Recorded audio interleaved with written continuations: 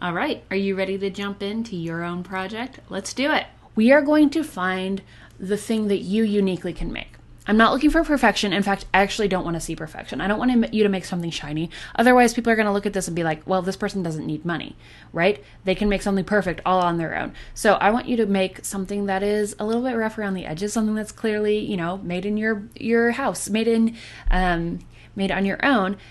Don't worry about it being the best and greatest thing of all time. Those people who make the best and greatest thing constantly, they actually have slightly harder time crowdfunding. That percentage of people who back them is way lower compared to their audience, because their audience is more demanding of a product, more demanding of this shiny, shiny product than they are supporting of a person who genuinely needs their help.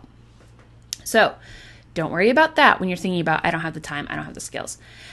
I want you to think about instead, what is unique to you? So think about your colleagues, the other people who kind of do what you do. If you're a writer, think about other writers. If you're a musician, think about other musicians.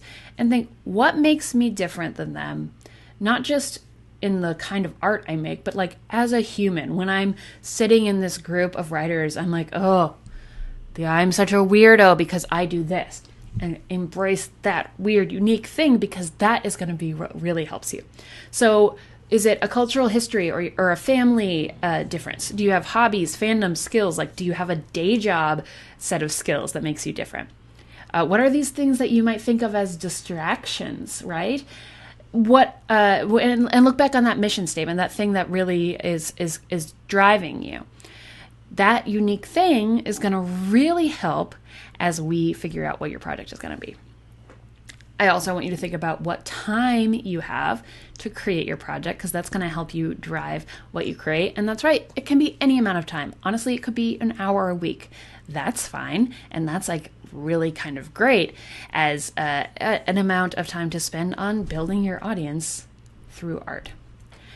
And think about the skills you already possess. So not just the weird, unique ones, but I'm good at taking a photo. I'm good at creating a spreadsheet. I'm good at writing an email. Maybe I'm not good at writing an email. I'm better at drawing a picture.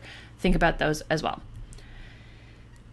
I would also encourage you to do a little bit of work building your skills. And I'm going to show you a few that I love, a few resources that help build skills. My favorite right now is canva.com, which is basically free kind of Photoshop with so many templates that help you create high quality images. So if you think everything I make that I put on the internet looks like garbage and nobody wants to click it, check out canva.com. Their free stuff is amazing.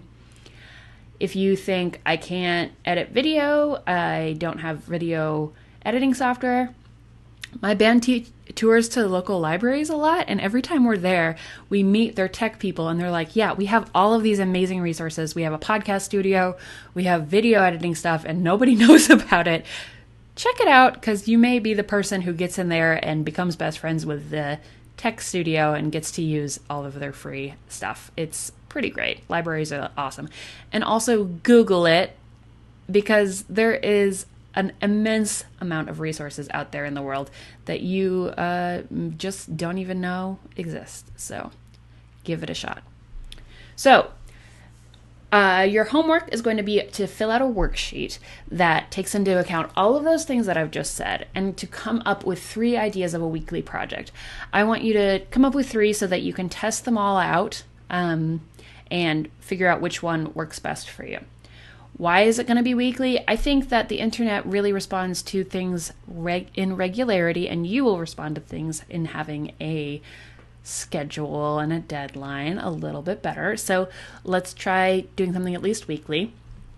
You're also going to give this project make sure that the things that you come up with are unique, and think about the full parameters of it, not just like, this is a weekly song. Think about, this is a weekly song by me, Diane, and every song is going to be covering a different color, because I also am synesthetic, and I think about color a lot. Or I'm going to be drawing a picture, and because I also love bird watching, every picture is going to be of a different bird. That kind of thing. Just find those unique things and figure out what the exact parameters are of your project. Get specific, and I think that you'll find the more specific you are, the more that you really get your teeth into the people who find it interesting. Being generic, maybe you're casting your net wider, but you're not getting your teeth into the very specific people, and that's what you want. Give each project a name. Oh my gosh. Naming a project is weirdly the most helpful thing I have found in getting it successful.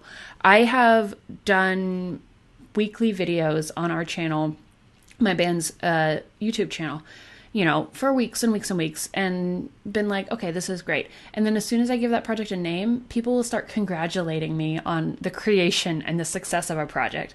People love things having a name, and the best thing about that is you can also have a hashtag. You can start making graphics and promoting it, like Bird Song Thursdays, or Diane's Color Day, whatever it is. You've got something that people can remember, people can look forward to, and having that name is really going to help. 9 a.m. Nightingales, whatever it is. You've got that name, and that's really going to help.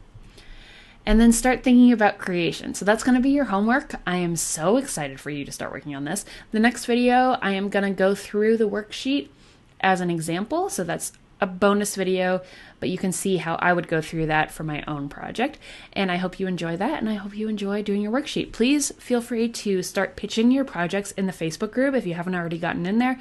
It's a really great place to get some feedback from other students in this class as well as from me. All right, thanks everybody.